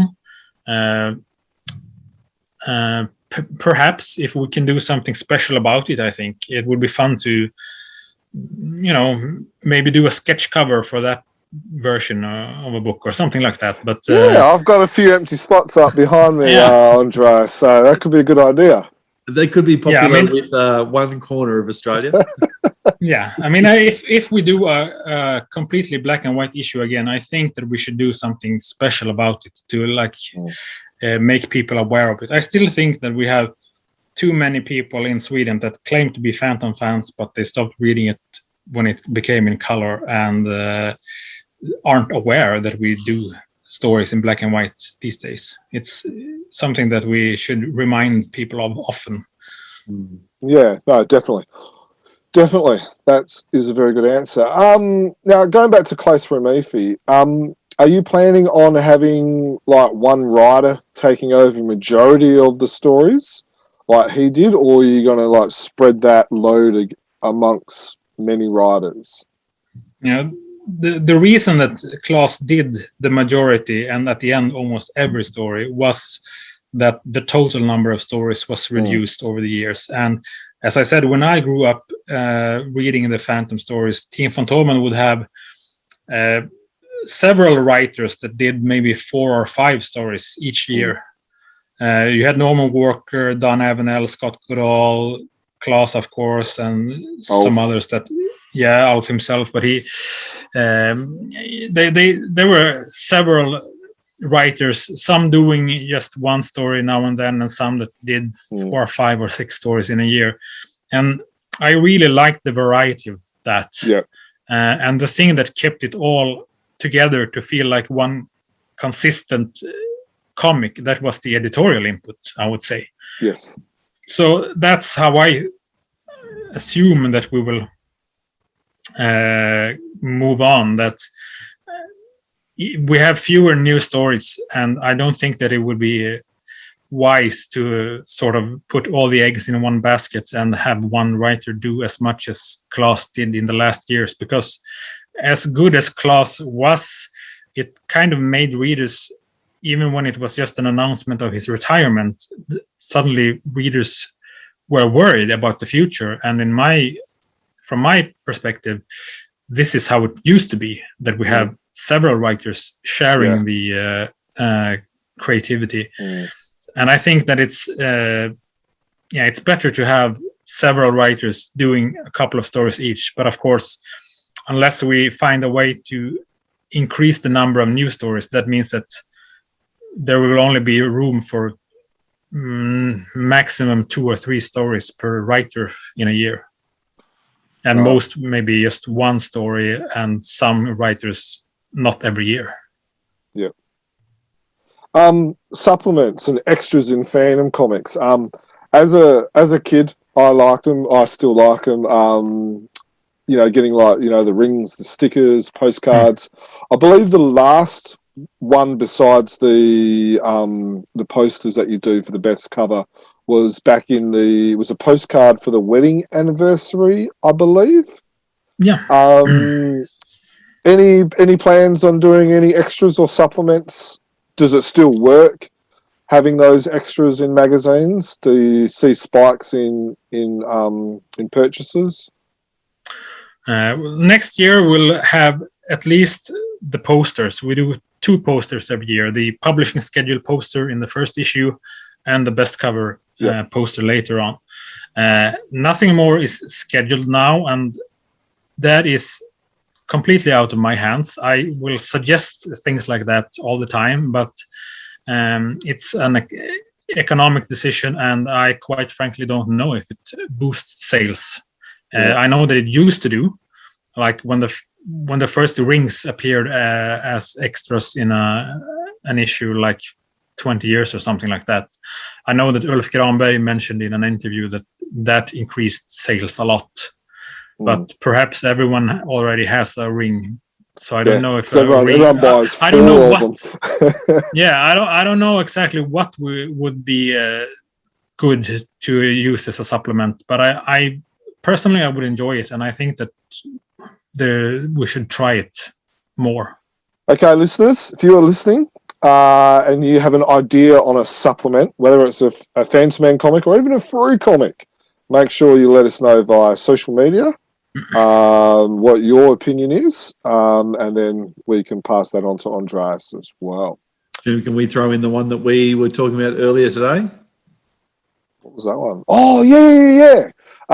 This was an idea that we were discussing today is, with Jeff Weigel, how he's got little Sunday title, and each story is a different one.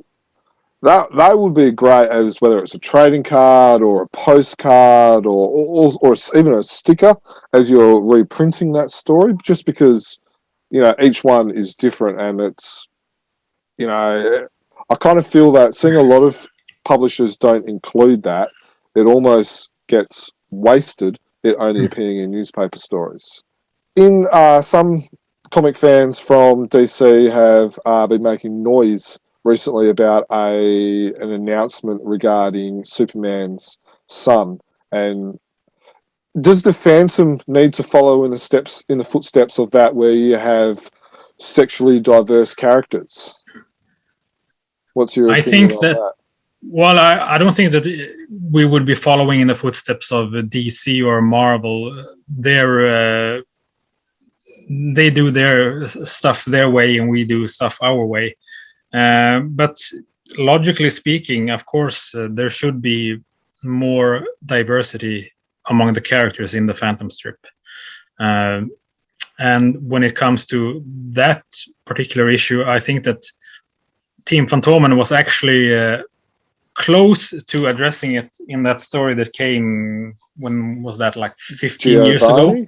Yeah, Giovanna, which was about a story where the fourth Phantom fell in love with what he thought was a man, but turned out to be a woman in disguise. And that was the closest that we have come to a character, especially a main character, being out, so to speak. Then we had the Pride issue a couple of years ago, but that didn't really affect any characters. It was just that the 21st Phantom was present at a Pride event. But yes, I think that there should be a lot of diversity among the characters in the Phantom strip. I think that it should be done in a good way, I don't really think that it's something that should make headlines the same way that this has been. It should be treated more like just part of a story. I think that's the challenge, Andreas, is how do you make something like that an important narrative point? Because if it's not a narrative point, then it's not part of the story. And if everything is going well and equally, then it's not part of the story. It's not a narrative point. But I think that it doesn't have to be like a major plot point either. But today we don't even have characters we have characters that have relationships. And I'm not talking just about the Phantom, because I'm talking about all the characters, like the supporting characters as well. Sometimes, we see characters that have relationships, but no one that has had a relationship with a character of the same gender. So just next time that we have a character that has, it's a natural part of the storyline that they have a relationship, why not have a relationship with someone of the same gender? And logically speaking, I think that we have probably already seen several characters in the Phantom comics that are bisexual or homosexual. It's just that it has never been a point story. Yes. So I think that most likely would be not to create a brand new character, but that some of the existing characters that we know very little about, the first time we see their private life, their home life, that is when we find out, this character is gay, for example. Whereas if we have never seen anything about their previous relationships in a story, we just don't know. So I don't have anything in mind at the moment, but I think that there could be, as you say, it's a vast universe of supporting characters. There are probably dozens of characters that we know so little about their private life that we wouldn't contradict anything by establishing that they are bisexual or homosexual. I think that what upsets people is when you take a character that that we have already seen in a heterosexual relationship, and then they see it as now you are changing them for the sake of attention. That can backfire. So I would be careful about doing this, and especially when you see the attention that DC Comics got now, because a lot of people misunderstood it and thought that it was about Superman and not his son. Yeah. And they sort of, then it was just a debate on that topic instead, and it was very discouraging to see the comments from those who, basically a lot of people that didn't read the comics anymore just saw a headline and then reacted, and that's something that I don't particularly enjoy in this time and age. So if we can avoid some of that sort of attention that is from the wrong kind of people for the wrong kind of reasons, I think that's wiser. And instead that those who read the comic find out that we have a more diverse cast of characters than they thought just by reading a story and finding out that way. Yeah. And that Pride issue that we mentioned was actually the first issue that I proofread for Egmont. Oh, wow. So I read that story before it was printed, and me and Mikael Sol, we had like a discussion about the story, but we never thought that it would get attention the way it did.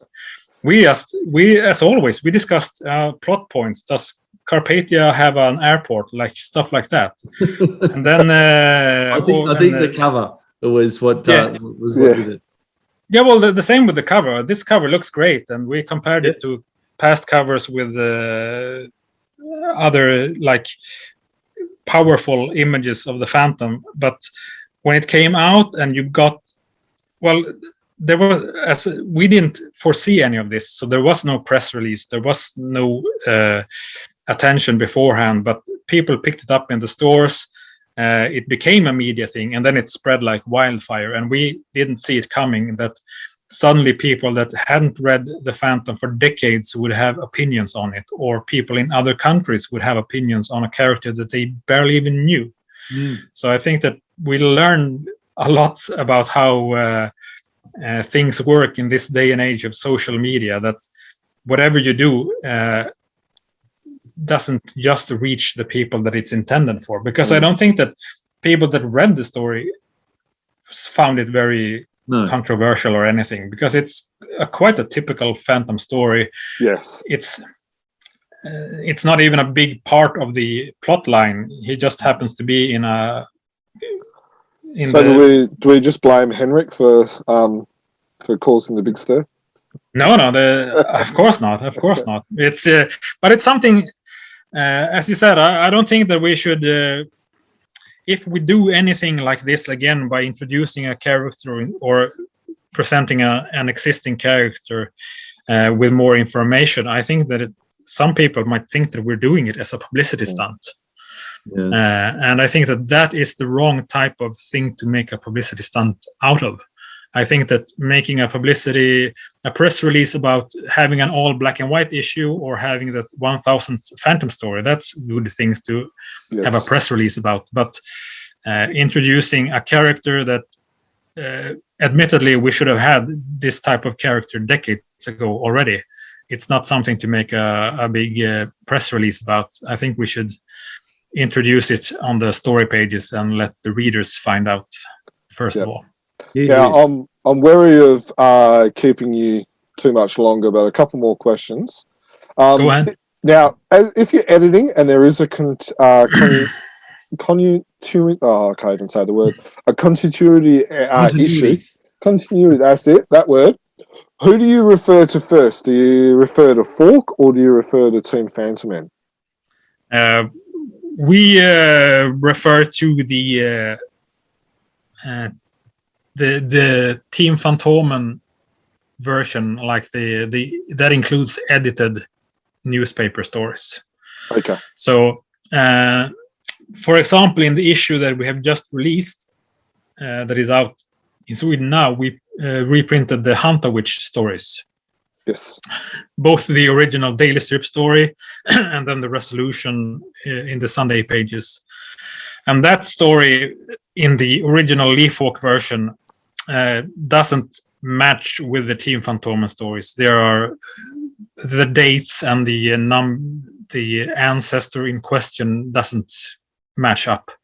We didn't change it in the translation this time, but I did write an editorial page to explain why this is a thing, why these stories have been edited in the past, and why the dates and the number of the phantom in question has been changed. And whenever we do a new story, we need it to fit into the continuity that is established by Team Fantomen. An obvious one would be the Phantom Head Peak. Who created that? Was it the Stone People or was it Michelangelo? Well, it couldn't have been Michelangelo because he was dead long before it was supposed to have been created. So that is a Leafhawk error. Very good answer. I like that one.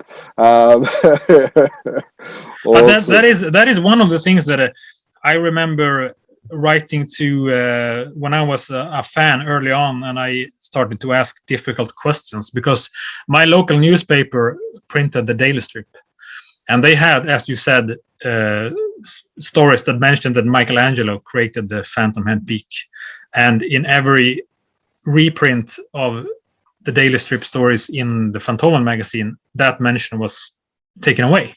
Yeah. So one of my tricky questions for the editors was, why is there a difference? Why do you keep taking away that reference? And the answer was simple.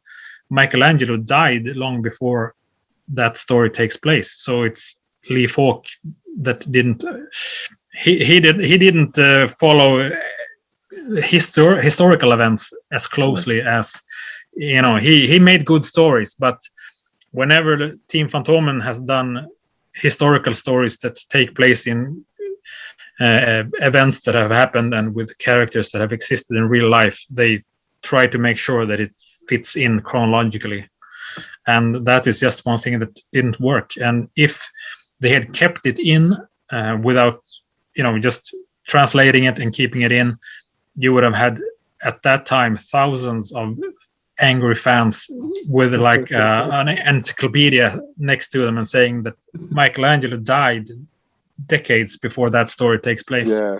Now, I think from memory, the origin story with the Stone People was actually created before Leafhawk wrote the Michelangelo story. Is that correct? As far as I know, and that's of course something that happens all the time. That's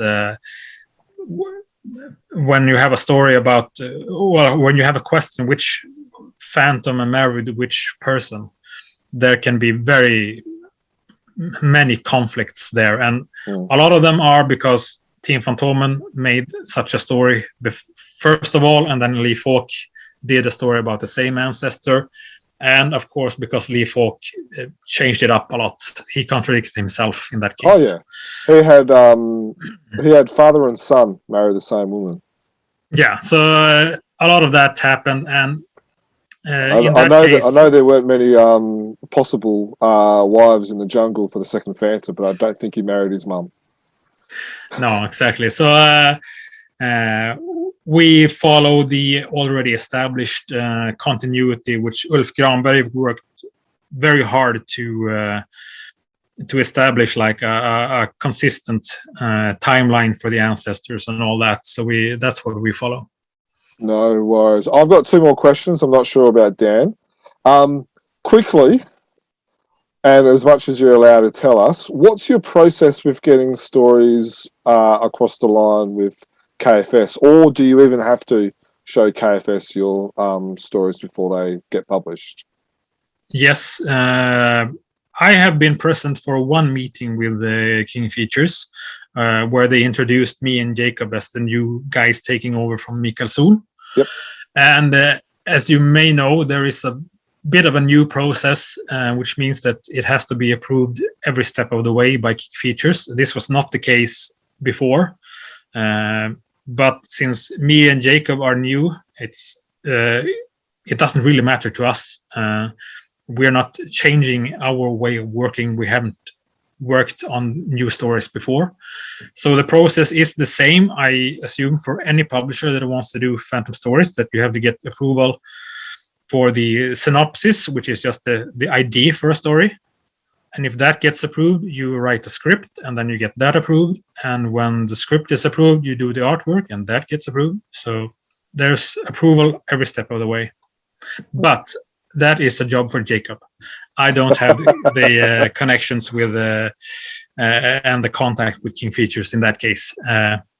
But as far as I know, we have never had any problem getting anything through approval. And I think that we are already in our mindset doing what they want us to do. And as you also may know, Kingfisher, they don't look at the continuity issues that we have been talking about. They don't look at dates for the ancestors or wives or those type of continuity errors. They look at keeping the Phantom character the same, that he doesn't act out of character, that we don't show anything that they don't want to be shown in a story. And I think that we quite naturally already think the same way. Our ideas for stories don't deviate much from how they want to present the Phantom. Yes. Now, for those who don't know, we have had an interview with T, who was part of King Features, and so she's gone over all that stuff before, but it was always nice to hear it from you as well. Now, I've got one more question. Now, if I was to look at the people that have come before you, now I don't know every major editor, and I haven't really thought about every major editor, but the major editors to me, Ulf, Mikkel, and now yourself, if I was to look at their legacy, Ulf kind of filled the holes in the lore that was left by Lee Falk. He really fleshed out the Phantom lore, like the ancestors. He did dates, he did wives, he's created origin stories like of Devil, and really filled that out. Mikkel Sol had a real establishing kind of re-brought it back up to a higher level, and then of course there was the flag cover as well, which we talked about previously as well. If we're to have this conversation in 10, 20, 30 years time, when you've decided that you've had enough, what would you like to see your legacy be as the Fantomen editor? That's a difficult question so early on, but one thing that I try to do already is that, as you know, I come from the Phantom fandom. I know a lot about the Phantom. I have read a lot of stories from various publishers. I have read the original versions of the Lee Falk stories and all that. So I think that my role would be to sort of tie it all together, especially now that we're not doing as many new stories as before, but to be able to select and present stories from other publishers as well, and make it feel like a coherent magazine, and also try to get the readers to be sort of participating in the magazine, because that's how I began. There was when Ulf Granberg was the editor, it was kind of a dialogue with the readers. You could read just the comic stories and enjoy them, but if you read the editorial text, if you read the interviews that he made with Lee Falk and the other creators, if you read the answers that he gave to people like me who had the tricky questions and all that, it kind of built a community. A community, and that was something that I hope that we can do. Like those readers that we have today, they to make them understand what we are doing and why we are doing it. Sort of, it's not the same today as it was in the 1980s. Publishing is different, comics is different, The Phantom is different. So the readers that are really big fans that want to know more, they should be able to look at the editorial texts just like I did and find out that this is a story from Fru. They are a publisher in Australia, and give them some background info. So I will try to build that community. It's easier for me to have that vision than any particular vision when it comes to the new stories. It's too early to say what kind of new stories that we will make in the next 5 to 10 years. I barely know what we have planned for the next year. But one thing that I want to build a community for fans, because I am a fan and that's how I started. And I want those who read the magazine to feel strongly about the magazine. And even if they don't like everything, I think every issue that we make is a big compromise, because we have such a different readership. Some that only like the color stories, some that only like the Team Fantomen stories. And bringing it all together, we sort of have to explain why every issue can't be their dream issue, why we have to make it work for different tastes, and make it feel like even if we all have different tastes, we are part of the same team that make the Fantomen magazine still be published. That's a very good answer, Andreas. Dan, you got anything you want to add? I just wanted to sort ask? of ask one more question, Andreas, and that was around, you've mentioned him so many times in the podcast, and it's Jacob Hansard. What's your relationship with him like? What's your working relationship with him? Have you met him face to face, or in this era is it all Zoom calls? It seems like such an important relationship between the two of you in terms of what's being presented to us, the fans. Can you tell us a little bit about that? Jacob came into the picture when I substituted for Mikael Sul the second time around, when Mikael took a leave for health reasons. And I have had contact with the editorial staff for many years, but Jacob was a totally new name for me then.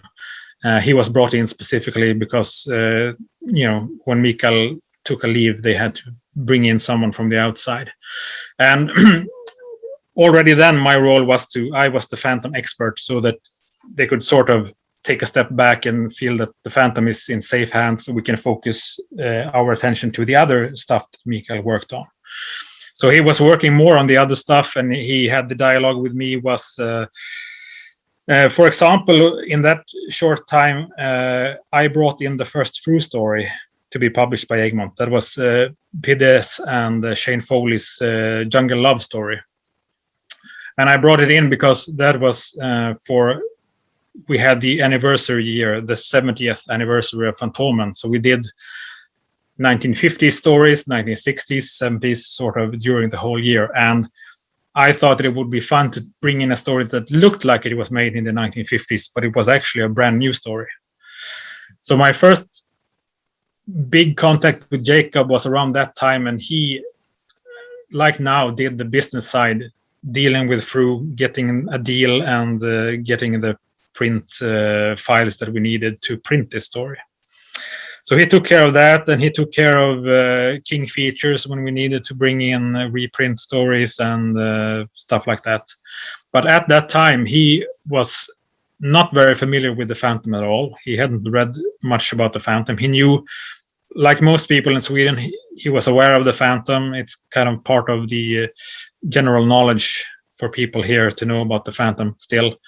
But he is much younger and not as familiar with the comic itself at that time.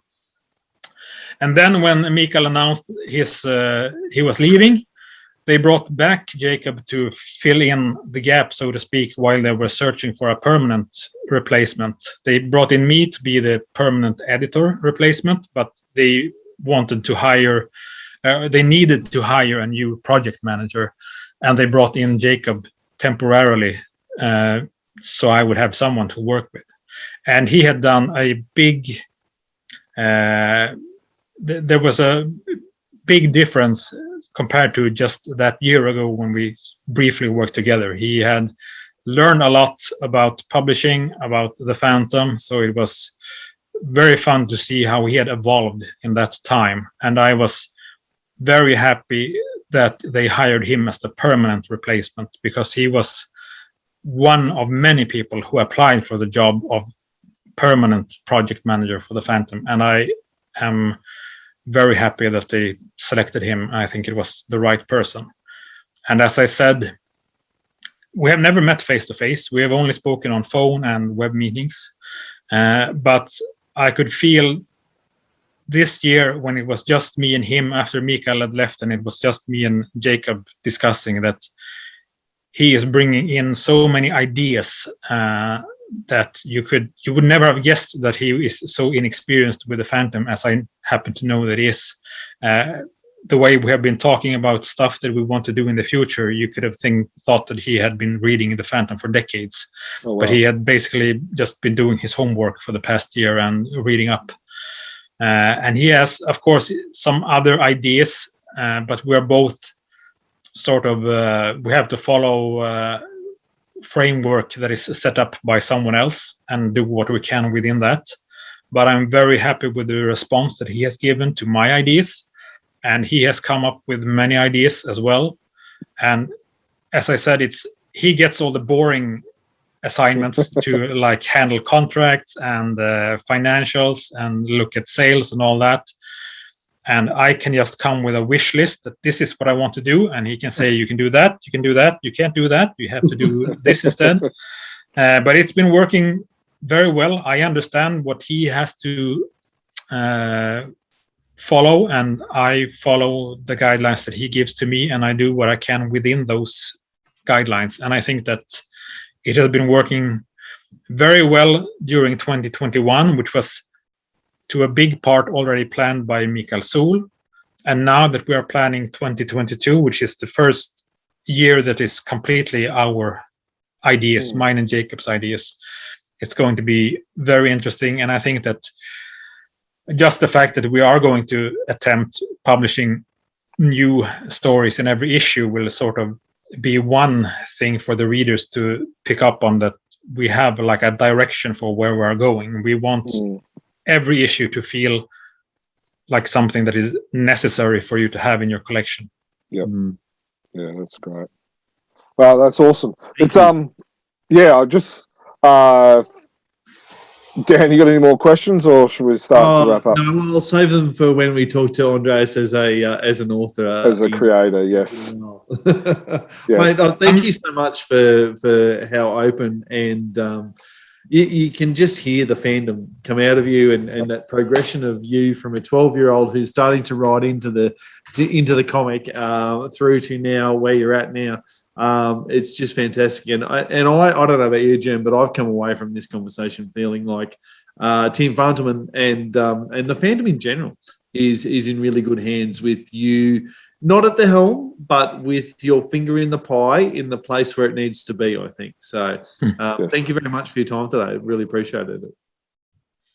Thank you. It was fun, and I look forward to talking to you soon with the writer experience that I have. And then hopefully my first true story will have been published. And by then also I can guarantee that my next Egmont story will have been published, because that is the 1000th story that we are publishing in the last issue of this year. That is my next Egmont story. Nice. Oh, wow. And of course the first one was the Blood Rain story as well. Yes. Nice little drop right at the end of the pod there. To be continued. Yeah. No, just really appreciate what you've done. I look forward to doing this again next year at around the same time as we talk about 2023, what's coming up in 2023 for Fantomen. Hopefully this can become a bit of a regular where you tell us listeners and fans what's kind of happening in the year to come, because I reckon this podcast will be very popular for a lot of fans around the world. Is there anything else, Andreas, that we've kind of not asked or not made mention that you want to or can share with us? No, I think this is good, and as you say, I hope we can do this regularly, because Yes. I was interviewed by you, was it 10 years ago or something like that? Time moves so quickly. So there have been many times during that Yeah. we've talked about doing a podcast again, and I have sort of collected stuff to talk about in my mind, and now it's just too much stuff has happened. I mean, that Yes. was long before I was even a substitute temporary editor, and now all that happened. So Yeah, we originally, so I think it was episode 6 or 10. And I think we were talking about the Phantom in Sweden from a historical point of view. And then, I think we were going to get you on when you were the temporary editor, but then that got delayed. And then we talked to Mikkel instead, and then we were going to get you on as a creator, and yeah. But it's good to have you on again, Andreas. Almost 200 odd episodes in between drinks, but it's good to have you. I appreciate you having us, giving us 2 hours of your time. Dan made it sound like a lot longer when he talked about you being from a 12-year-old to a 40-year-old. We didn't have you on the podcast for that long. But no, and our listeners, I hope you enjoyed that as well. If you did enjoy it, and you got some feedback, make sure you let us know via our social media. We're on Twitter, we're on Instagram, and we are on Facebook. Our website is chroniclechamber.com. Our email is chroniclechamber@gmail.com. You can subscribe to us via our iTunes, Spotify, all the various apps like Podbean, Player FM, Castbox, Listen Notes. And of course, you can watch us on YouTube and also drop us some comments as well. So from myself, thank you, Andreas, thank you, Dan, thank you, listeners, and over to yous, and happy Fantoming. Happy Fantoming. Thanks, Andreas. thank you. Piracy, injustice and cruelty, and all my sons will follow me, so evildoers will believe that this man cannot die. The Phantom, The ghost who walks, the Phantom, enemies beware, the Phantom's always there, but you won't find the Phantom. He fights